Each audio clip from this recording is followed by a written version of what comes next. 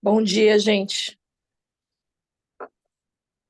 É, Esse texto foi sob medida para mim hoje, viu? É o texto que eu mais amo da Bíblia, é esse João 14. Então, eu não podia nem dizer não, que eu não ia ler, porque é o meu texto. Vamos lá. Não deixe que o seu coração fique aflito. Creiam em Deus, creiam também em mim.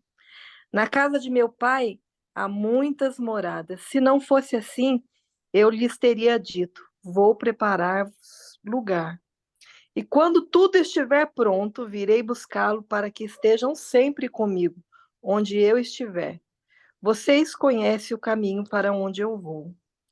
Não sabemos para onde o Senhor vai, disse Tomé. Como podemos conhecer o caminho? Jesus disse: Eu sou o caminho, a verdade e a vida. Ninguém pode vir ao Pai senão por mim. Se vocês realmente me conhecem, saberiam quem é meu Pai. Mas de agora em diante vão conhecer e ver o Pai. Filipe disse: Senhor, mostre-nos o Pai e ficaremos satisfeitos. Jesus respondeu: Filipe, estive com vocês todo esse tempo e você ainda não sabe quem eu sou? Quem me vê, vê o Pai. Então, por que me pedes para mostrar o Pai? Você não crê que eu estou com o Pai e o Pai está em mim? As palavras que eu digo não são minhas, mas de meu Pai, que permanece em mim e realiza suas obras por meu intermédio. Apenas creiam que eu estou no Pai e que o Pai está em mim.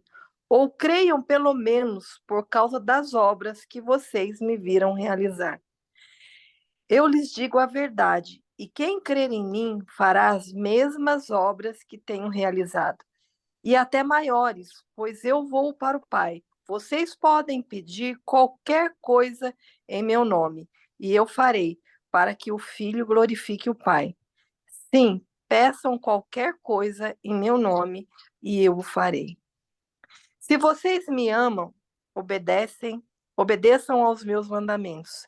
E eu pedirei ao Pai e lhes dará outro encorajador, que nunca os deixará.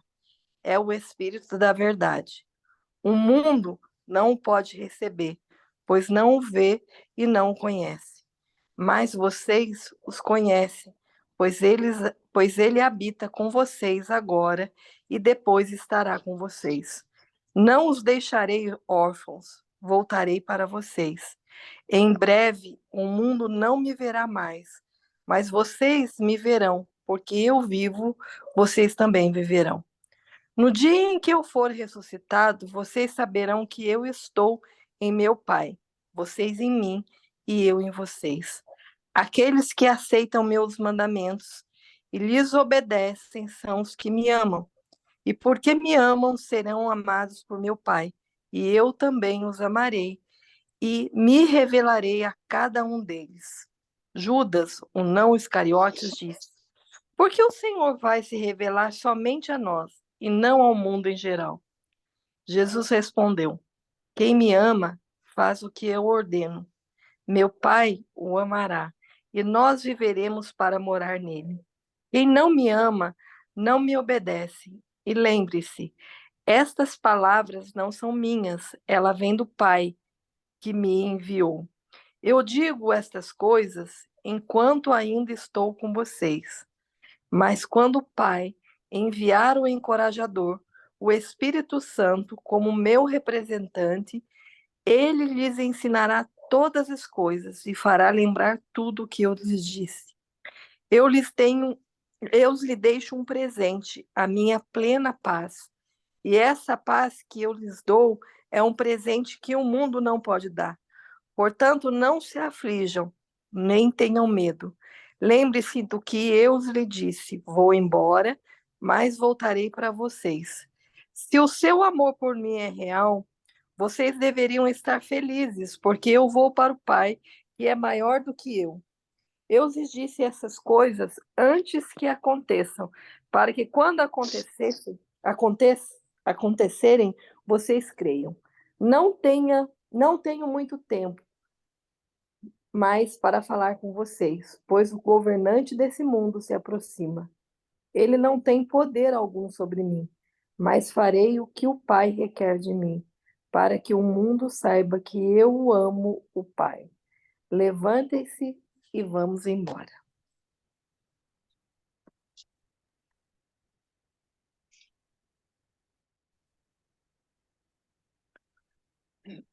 Bom esse texto, né?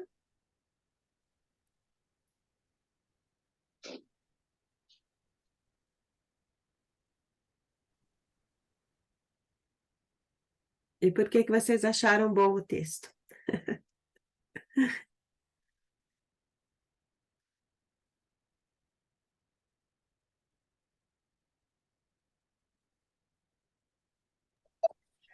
Parece que é Bom, um texto. Parece que é um texto. Você vai falar, Cícera? Pode não, falar. pode falar, Angélica, depois eu falo. Não, é interessante, né? Porque é um texto que vem depois da mesa, né? Da mesa e de todos os acontecimentos e antes da cruz, né? E Jesus está ali fortalecendo, né, os discípulos com verdades, verdades que têm que ser fixadas para que eles não se percam, né? Então aqui ele traz o caminho, ele traz fixa, né? Olha, eu sou o caminho, a verdade, a vida, né? Olha, eu vou, mas vocês não vão ficar sozinhos. Vos enviarei o Consolador. Aí eu gosto da NVT, Edith, porque aí fala, eu vos enviarei o encorajador. Eu acho essa versão sensacional, junto com o Consolador, para a gente ter em vista que o Espírito Santo é muita coisa, né? Ele vive em nós hoje, ele é tudo, né? Porque ele é o Pai, a Trindade em nós, né? Mas essa coisa do encorajador eu acho assim sensacional. Então eu entendo que é um capítulo, como vai ser o 15 também, onde ele vai trazer essas verdades, relembrando, fixando no coração dos discípulos, porque a partida está muito próxima, né? Assim, isso aqui é assim, um primeiro parecer sobre o que para mim isso é esse capítulo. Muito Bom, bom. o capítulo 14, para mim, gente, é uma carta de despedida de Jesus. Para mim, ele está se despedindo aqui e ele está orientando aonde que deve estar o nosso olhar, sabe? Em Aham, toda parte. É onde, assim, sabe o foco aonde a gente tem que estar? E é interessante que essa semana eu estava assistindo um filme e apareceu uma. E eu me lembrei desse capítulo. Uma experiência, né, num filme policial, que ele estava investigando um crime e, de repente, ele falou assim: Olha, analisa essa cena. E eles começaram a analisar, os investigadores começaram a analisar a cena. Ele falou, e todo mundo olhando para uma determinada situação. E, de repente, apareceu uma situação por trás que o foco não estava ali. E ninguém conseguiu observar o que estava acontecendo. Aí o investigador-chefe falou assim: tá vendo? Vocês não enxergaram porque o foco de vocês estava em outras coisas. Vocês estavam observando coisas que não eram para observar. Então, eu me lembrei desse versículo, porque ele começa falando que o nosso coração, gente, é enganoso, que ele não pode nos deixar aflito. Né? Eu já gosto da tradução da NVT por causa disso, que é outro, não perturbes, parece uma coisa que está tão distante da gente. Aqui ele fala, não deixa o seu coração ficar aflito. Aí você para, o tempo todo o nosso coração fica aflito. E aí a gente pensa, por que fica aflito? Porque o foco, a gente está focando coisas que não são para ser focadas. Então eu gosto muito do capítulo 14, por ser essa carta de despedida de Jesus e ele nos dizendo aonde que tem que estar o nosso olhar, qual tem que ser o nosso foco. Aí ele fala do caminho, que ele é o caminho, que nós estamos nele e ele está em nós, que o Espírito Santo vem para fazer todas as coisas, para nos ensinar, depois nos lembrar que a gente vive esquecendo essa parte que eu mais gosto, né? Porque eu sou meio burrinha nesse assunto. Jesus me ensina hoje, amanhã ele tem que me lembrar, porque eu já esqueci a lição. Vivo esquecendo a lição. Principalmente quando eu deixo que o meu coração me aflija. É nesse momento que eu preciso que o Espírito Santo encorajador me faça lembrar que o meu coração não pode me deixar aflito. E esse controle, gente, é só através do Espírito Santo, não tem outro jeito, né? E aí vamos embora, para a Edith poder conduzir, porque senão a gente vai pregar aqui, não é para a gente pregar. Ah, o Espírito Santo que conduz, né? Gente, esse texto me chama a Já atenção. pregou, eu já levantei a mão, tá, Cida? Vai falar, Esther? Não é nem falar, é que assim, você só expressou exatamente como é o nosso coração. Você não é a única que precisa ser lembrada todo dia, e é só o Espírito Santo que lembra. A gente carrega um peso muito maior do que deveria. Ele fala que Jesus diz que o fardo dele é leve. Nós colocamos peso porque o foco está na dor do meu coração, na minha preocupação. Mas e como que eu vou lidar com isso? Adorei, Cícera, quando você disse que é a despedida de Jesus, aqueles conselhos assim, eu estou indo embora, eu vou mandar o Consolador, mas lembra disso aí, né? A despedida, o que você fala para uma pessoa que você está indo embora? Você vai sair de casa, filha, apaga a luz, fecha a porta, cuidado com a água, não deixa a torneira aberta, senão vaza.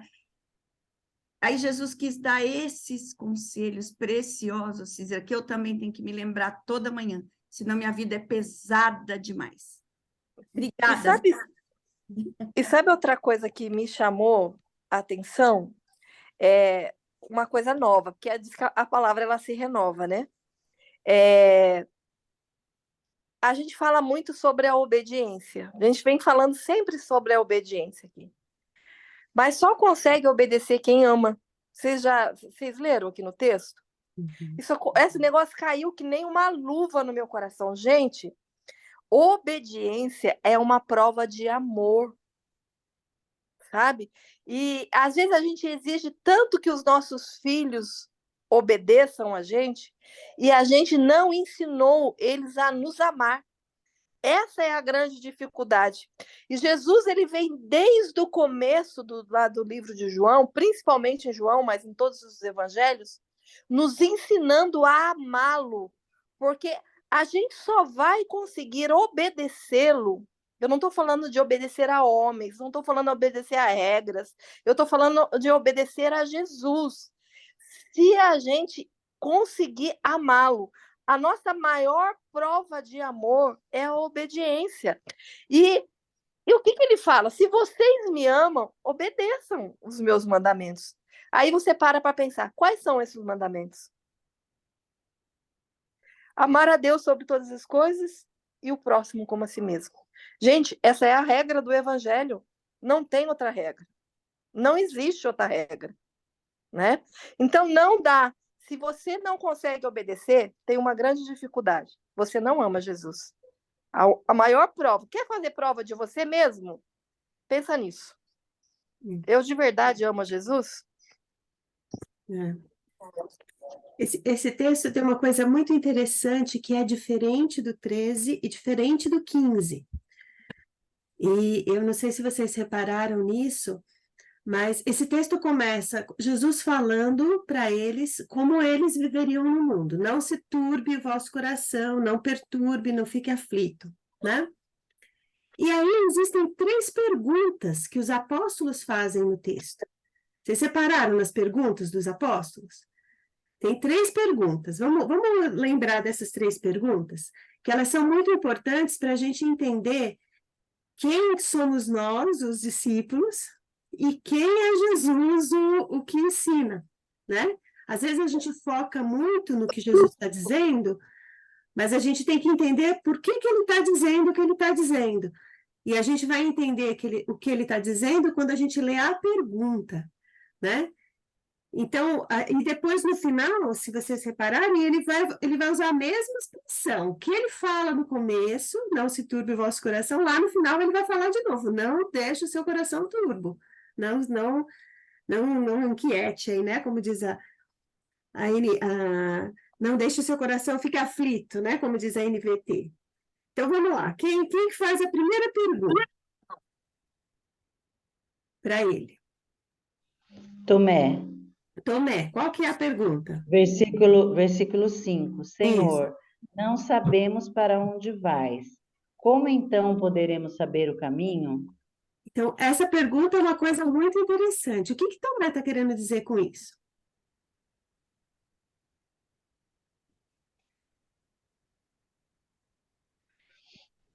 Vocês já fizeram essa pergunta de Tomé, não?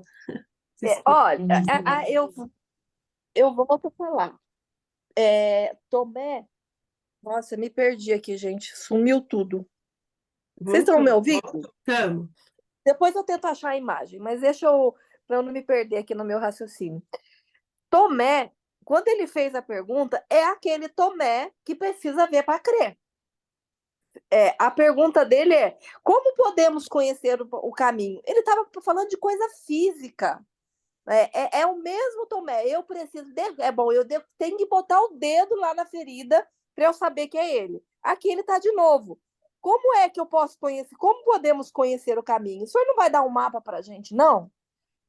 Eu acho que é bem aquele Tomé que é a Císera, sabe? Deixa eu ver. Presta atenção numa coisa. Ele fala, não sabemos para onde vais. Uma coisa fundamental aqui é saber para onde Jesus vai, porque aonde Jesus vai é para onde a gente vai. Vocês já tiveram alguma experiência de alguém falar para você um lugar e você não tem nem ideia de onde fica aquele lugar? E aí a pessoa você fala para ela assim, não, para onde fica isso? É no Brasil? Você não sabe nem se é aqui, isso é fora, né? O que Tomé está dizendo aqui é para onde que a gente vai? Para onde que a gente vai? Para manter o foco em Cristo, a gente tem que lembrar para onde a gente vai. O problema do nosso foco sempre se desvirtuar para o mundo aqui é que a gente quer vir para cá. A gente quer, sabe, o GPS recalculando quando você dá uma rota para ele e ele manda você sempre para o mesmo, né? Para o mesmo lugar que você botou. A gente tem colocado o nosso destino aqui. E Jesus está dizendo que o nosso destino não é aqui. Não é nesse tempo. Só que a gente deprime, quem é mais próximo de mim sabe, eu ando meio deprimida, meio triste, mas por que eu ando deprimida e triste? Porque eu estou no foco daqui, nas minhas mazelas daqui, nos sofrimentos que eu passo aqui. O que Jesus renova no nosso coração, que tira o turbo, né, o turbar aí do nosso coração, a aflição do nosso coração, o foco, como disse a Císera, o seu destino não é aqui. Você não chegou ao seu destino. Quando a gente chegar no céu, aí sim o GPS vai poder dizer, você chegou ao seu destino. Né? Vocês perceberam essa pergunta de Tomé aí? Conseguiram absorver isso? Por isso que Jesus está dizendo, olha, eu sou o caminho. Né? Eu sou esse modelo, eu sou essa direção sou eu, né? É uma coisa interessante isso, o que vocês acham?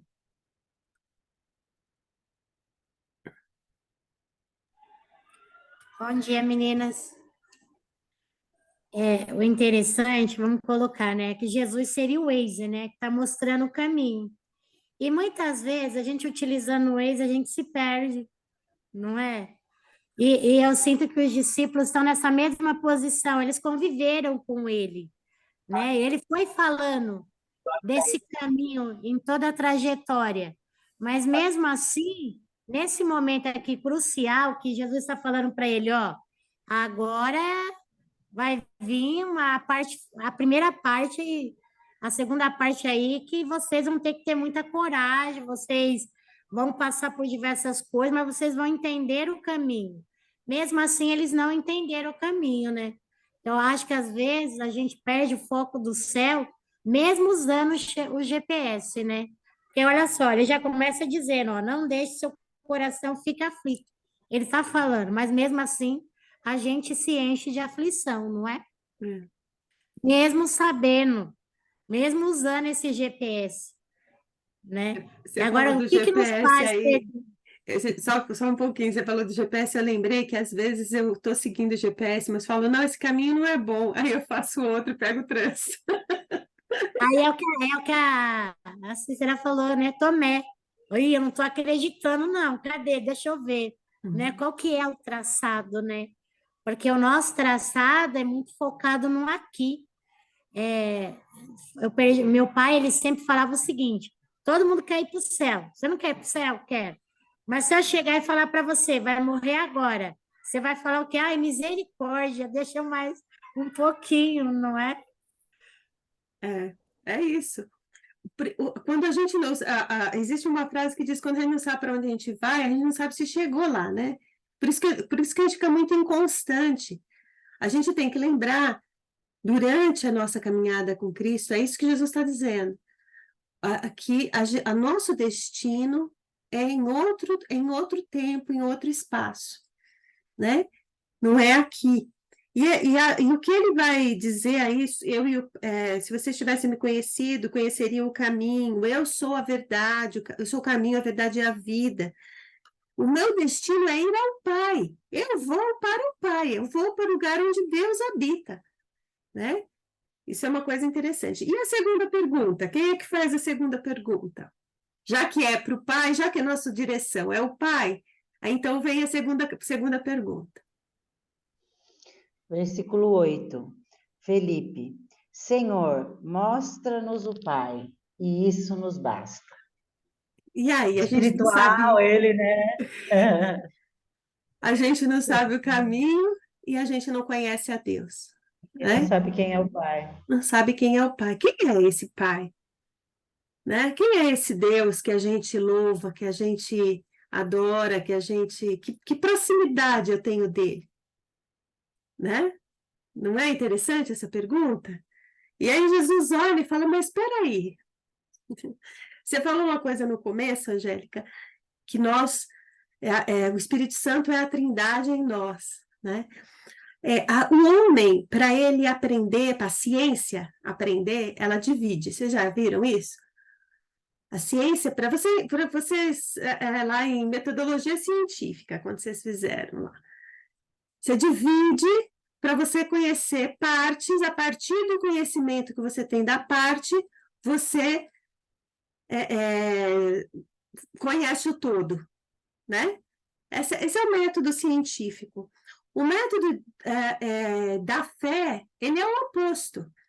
Você une, você conecta para você entender o todo. Tem uma frase não, uma história que eu acho interessante, que diz que o cientista é como um monte de formiga em cima de um elefante. A perspectiva que cada uma tem, né? Por exemplo, as formigas que estão no rabo, elas vão definir o mundo a partir do rabo. As formigas que estão na tromba, elas vão definir o mundo a partir da tromba. Então, elas vão falar, não, o mundo não é fino assim, não, o mundo é grosso, né? As que estão na pata falam, não, o mundo é maior ainda. Mas por quê? Elas não têm perspectiva. Cada uma está focada num pedacinho. Quando ela amplia, quando ela sai, a perspectiva muda, e aí ela tem ideia do todo. Ah, não, é um elefante, né? O que Jesus está dizendo aqui é mais ou menos isso. Nós não somos divididos. Para a gente entender quem é o Pai, a gente precisa ser um, como Jesus é um com o Pai. É na nossa unidade em Cristo e em nós que nós sabemos quem é o nosso Pai. Vocês entenderam isso ou eu viajei demais na maionese? Que eu viajo um pouco na maionese, né, gente? Entenderam o que eu disse? Não. Entenderam? Essa segunda parte da fala de Jesus é justamente sobre isso, a unidade. Então, ó, a primeira parte da primeira pergunta, Jesus está falando, o nosso destino. Isso faz com que a gente não perca o foco, o nosso destino. A segunda parte é como eu permaneço no caminho. Eu conhecendo quem é Deus, e eu conheço quem é Deus na unidade, e não na separação. E não nessa... É uma diversidade, porque não é um só, no sentido de único, mas é um só no sentido de unidade.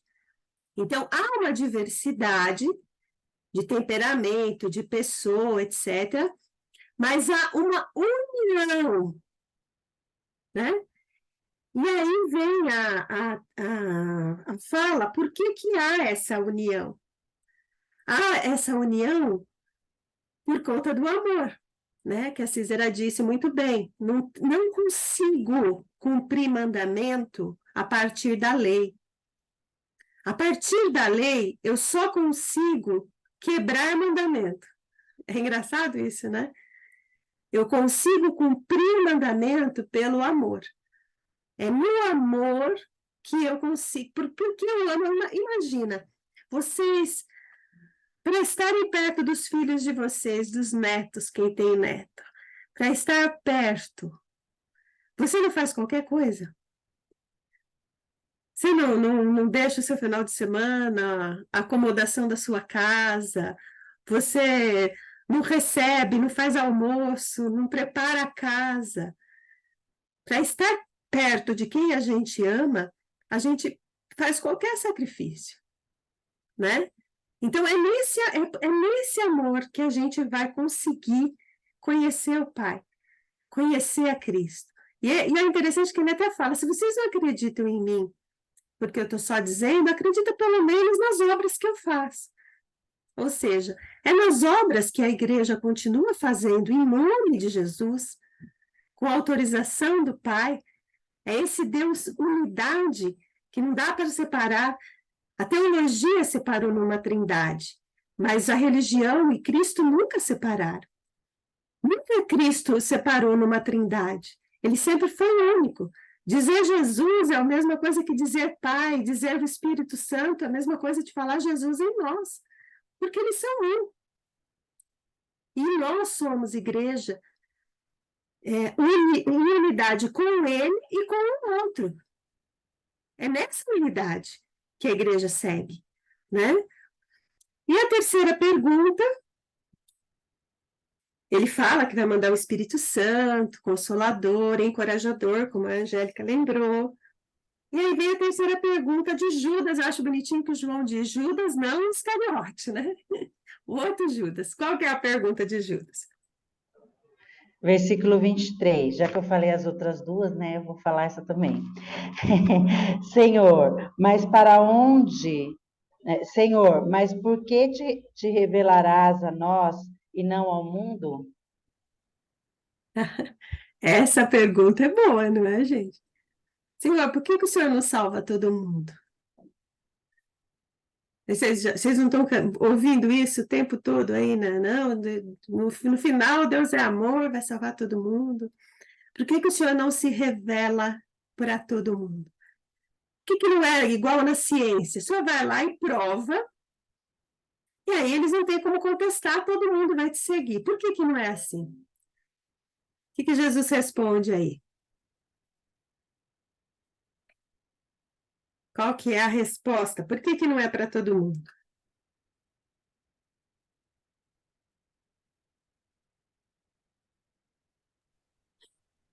Porque a resposta para Jesus é o nosso amor, gente. Né? Perfeito. A nossa resposta a Jesus é o amor. Não existe outra resposta. Jesus busca o tempo todo uma resposta a nós.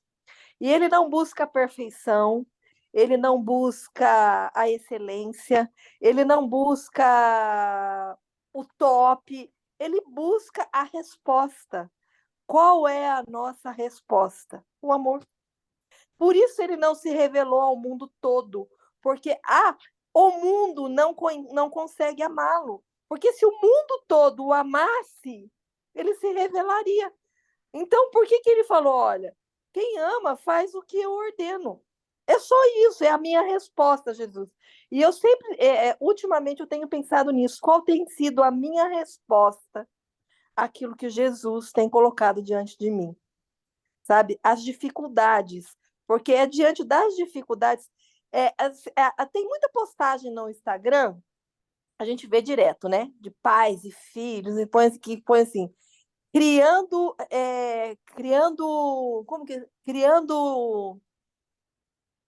Quando põe alguma criança com o pai, eles colocam. Ai, deu um branco agora, mas depois eu me lembro. Criando recordações, ou criando Memórias. memórias, isso, criando memórias, sabe? O que Jesus está fazendo em nós é criando memórias em nós. A vida toda, Jesus foi criando memórias, criando memórias, criando memórias. Porque na hora do vamos ver, é aquilo que o profeta fala lá atrás, Abacuque, né? Quero trazer à memória aquilo que pode me dar esperança. Jesus está falando a mesma coisa nesse texto. Eu estou criando memórias, vocês andaram comigo, eu criei memórias. Se não deu ainda para crer, para saber quem eu sou, lembre-se das coisas que eu fiz, lembre-se das obras que eu fiz. Então, que memória Jesus criou em mim? E qual é a minha resposta a isso? Nossa, acho que hoje eu estou falando demais, né? Não, tá falando nada, tá falando muito bem. É Jeremias, não é Abacuque. Jeremias, isso mesmo. Jeremias. Jeremias 3:22. Isso, de Lamentações. Isso que você falou, é isso, sabe? Tinha um hino antigo no cantor, não sei se tinha na harpa, Conta as Bênçãos, tinha esse hino na Não, harpa? só no cantor, só No no cantor. cantor, né? Quando a gente, eu acho bonito que se dá vida às vagas procelosas são, a gente nem entendia o que era isso, né? As vagas, quer dizer, se a vida é difícil, se as lutas são difíceis, né? Se com desalento, olha, isso ainda é para mim hoje, hein? Se com desalento, julga tudo vão. Conte as muitas bênçãos, digas de uma vez, hás de ver surpreso o quanto Deus já fez. São essas nossas memórias, né, que a Cícera citou, nesses atos de amor que a gente vai escolhendo estar ao lado de Cristo, né? É interessante que fala em João 3,16 que Deus amou o mundo de tal maneira, Deus de fato amou a todos e ama a todos, e de tal maneira que ele deu seu único filho, né? Mas a resposta do mundo não é amor. O problema não está no grande amor de Deus. Jesus não se revela para todos, porque o problema não está no grande, no imenso amor de Deus. O problema está no amor do homem para com Deus. É nisso. E a teologia, ela não vem para solucionar isso. A teologia, ela vem para dar para o homem regras. A teologia vem para dar para o homem manual de procedimentos mutáveis, passageiros, temporais. O que Jesus mostra é como provocar esse amor em mim para que eu sirva, para que eu responda ao grande amor de Deus com o meu amor também. Essa é a pergunta de Judas, né? Por que não é para todos? Porque o amor de Deus, ele foi espalhado no mundo. Deus amou o mundo de tal maneira. Mas o amor do mundo não é de tal maneira. Jesus também vai dizer, amaram mais as coisas desse século do que do porvir. Essa é a nossa luta diária. Nós vamos hoje amar mais a Deus ou mais a nossa vida, o nosso conforto, o nosso desejo, os nossos bens, né? Nós vamos amar mais a Deus ou mais a qualquer outra coisa, que é temporal e é passageira, né? E ele volta aqui. Eu volto para junto de vós. Se amasseis, se me amasseis, alegrar-vos-ia de eu ir para o Pai. Senhor, o Senhor vai partir, o Senhor vai partir o meu coração, porque o Senhor não vai fazer aqui a guerra que eu esperava. O Senhor não vai tirar o trono romano, que era o que eu esperava. O Senhor não vai trazer a libertação para o seu povo, que era o que eu esperava, pisar na cabeça desses romanos malditos. Senhor, o Senhor não vai fazer isso. Eu estou triste porque o Senhor vai partir. E aí a resposta de Jesus é: se vocês me amassem, vocês entenderiam, vocês ficariam alegres, alegres de eu ir para o meu Pai. Porque vocês sabem que aí eu abri o caminho. Jesus já abriu o caminho, nós já sabemos que ele abriu o caminho, né? E por que a gente se aflige? Por que a Edith se aflige com as coisas desse mundo? Se ela sabia, se ela sabe que a morada dela não é aqui, né? Ele fala lá no começo que ele está indo, que ele preparou um lugar, né? Por que nós nos afligimos? Por que nós não respondemos com o nosso amor ao convite de Jesus? A gente responde com a nossa teologia, a gente responde com as nossas crenças, a gente responde com o nosso manual de normas e procedimentos, a gente responde com tantas coisas, mas a gente não responde em amor. A gente continua respondendo com todo o nosso conhecimento, mas a gente não responde em amor. O convite é: será que nós estamos dispostos a amar? E por que é tão difícil estar disposto a amar? Essa é uma outra pergunta. Por que é difícil? Pensa aí nas pessoas que você mais ama. Por que é tão difícil amar? O amor é renúncia. O amor, ele sempre coloca o outro em primeiro, nunca a gente mesmo. E nós somos amantes de nós mesmos, né? A gente se enquadra naquele texto, amantes de si próprio, se a gente não tomar cuidado. Então, quando se trata do amor, o amor, ele é o outro em primeiro lugar, nunca eu. Então, é renúncia, é morte todo dia. Para amar, tem que morrer todo dia. É isso. Morrer o meu desejo, morrer a minha vontade, morrer o meu controle, morrer o meu domínio, morrer o que eu quero, morrer.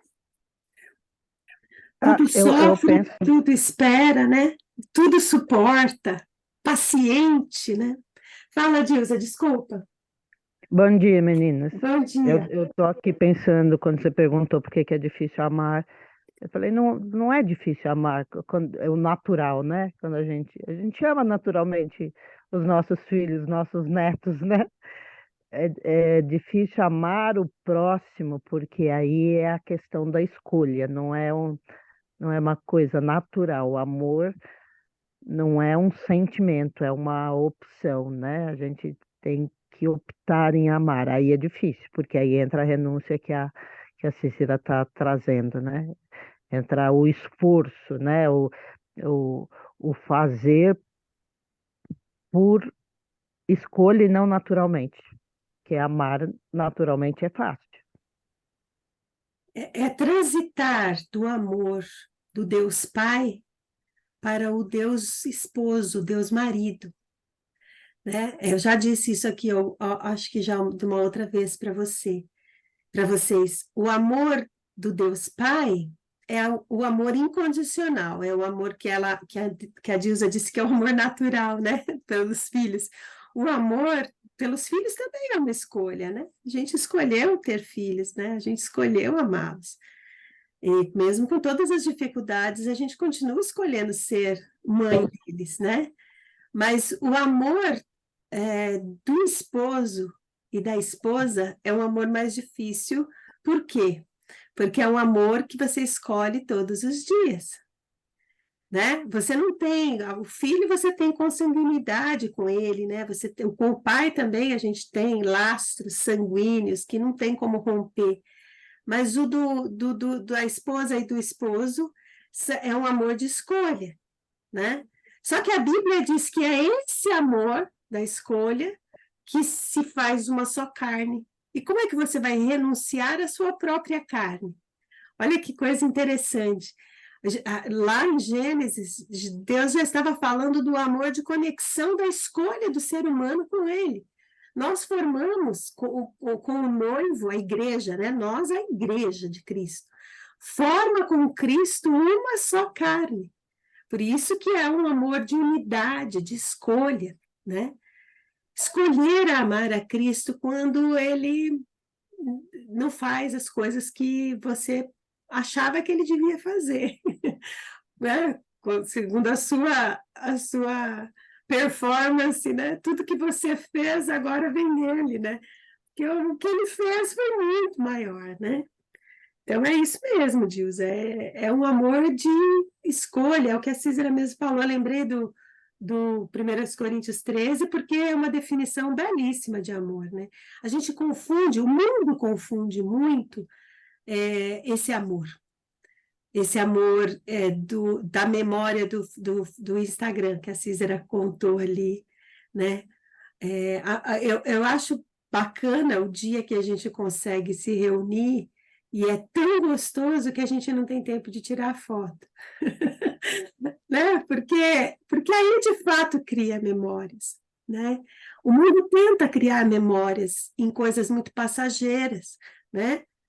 Um filho que às vezes conta uma história, nossa, mãe, você fez isso tal dia, assim e tal. Não foi a foto do Instagram que marcou, foi aquilo que foi criado no coração dele. E Cristo faz isso conosco, né? A gente é cravado dos milagres de Cristo. Por isso que o apóstolo Paulo até dizia, eu trago comigo as marcas de Cristo, né? No caso dele, as marcas de surra, de paulada, né? De apedrejamento, mas nós trazemos também as marcas das dores que a gente passou, das dificuldades, as nossas memórias, né? E de como ele nos resgatou. E nos resgatou não para esse tempo presente, mas me resgatou para esse destino para o qual eu vou, né? Então, a fala aí do amor é difícil. Aí ele fala, eu já não falarei muito convosco, porque aí vem o príncipe desse mundo, né? Esse príncipe vem cheio de poder, né? Ele vem cheio de poder, achando que ele me pegou, achando que ele me entregou com um beijo, achando que caiu nas minhas mãos e eu vou fazer aquela palhaçada toda que a gente vai ler aí no final de João, aquela cena toda de Caifás, de todos eles, né? Ele vem e ele continua vindo, viu, gente? Achando que vai pegar a gente com todo o seu poder, com toda a sua magia, com toda a sua beleza. Quantas de nós já não passamos por isso? Caímos no engodo do sucesso, caímos no engodo dos falsos amores deste mundo, né? Ele veio, mas ele não vai ter poder sobre nós, aleluia, porque o Espírito Santo vai habitar em vós. E essa igreja de Cristo, eu estava falando esses dias com o pastor Humberto, lá da igreja, eu falei assim, a igreja de Cristo tem tudo para dar errado, tudo para dar errado. É gente diferente demais, é gente despreparada demais. Então, é uma empresa que tem tudo para dar errado, mas nós temos um investidor que tem recursos infinitos e ele não se cansa de reinvestir, e por isso que ela dura aí, a partir de Cristo, 2023 anos, né? Mas antes de Cristo ainda já era igreja, né? Mas aí, enfim, esse pai continua, gente. A gente pode olhar o tamanho da maldade do mundo, a gente pode olhar sei lá, essas arrogâncias todas, a gente pode também, às vezes, ser tentado a achar que a gente tem algum poder, mas o Espírito Santo vem e ele volta o foco, ele volta o foco, né? E o mal desse mundo já foi derrotado. Não há pecado, não há transgressão que não possa ser perdoada. Não há acusação contra esses que estão em Cristo, não há. Não há mais acusação. O transgressor deste mundo aqui, o poderoso deste mundo aqui, já não está mais diante de Deus. Ele já não pode mais nos acusar diante de Deus. Mas ele pode nos acusar diante de nós mesmos. E a gente tem que tomar cuidado para não cair. A gente tem que tomar cuidado para não cair, né? E aí ele fala, contudo, assim procedo, para que o mundo saiba. Jesus foi até o fim. E é o convite que ele faz, que a gente vá até o fim, para que o mundo saiba o quanto nós amamos ao Pai, quanto nós amamos a Deus. E ele faz isso e fala, vamos embora. Bora! Depois vai ter um outro texto aí, né? Mas eu quase li esse vambora como bora para a vida. Bora para a vida, já disse, tudo que precisava dizer. Agora, bora para a vida, né? Amém? Mais alguém gostaria de dizer alguma coisa? Aí eu queria, como a Esther falou, né? Ele estava falando as últimas coisas antes de sair. Ela falou da filha, olha, filha, fecha a água, faz isso, faz aquilo, não sei o quê. Olha, se acontecer tal coisa, faça tal coisa, tal.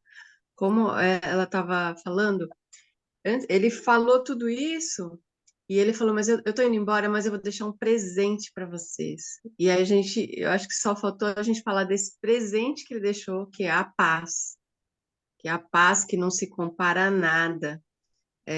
Eu tenho um caso de uma senhora já idosa e ela teve um naufrágio no litoral de São Paulo e os filhos dela estavam no barco, os filhos, alguns netos, e ela contando depois para a gente numa reunião de oração, ela falava assim, eu tinha vergonha porque eu estava tão em paz.